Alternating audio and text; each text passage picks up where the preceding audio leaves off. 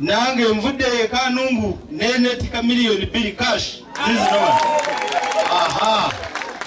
Miliyoni 5 zimpengana.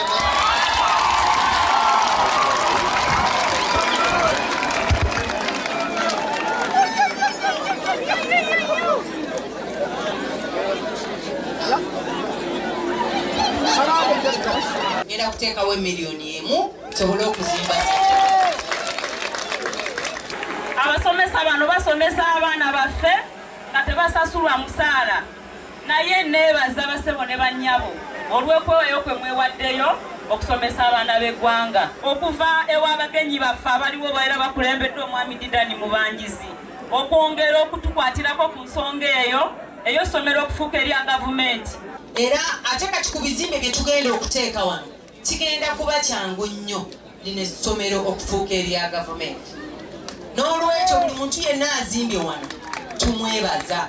Tusobodde nga Didani Foundation n'emikwano gyaffe okuraisinga miliyoni za sente ezisuka mu 100, naye tusuubira nti sente olwaleero Didani Foundation zesobodde okufundraisinga n'emikwano gyaffe tujja kusobola ate okuteekako senior 5, senior 6, tuteekeko laboratory oba olyawo tutandikeko ne ku bisulo by'abaana ne staff quarters nazo teziriiwo.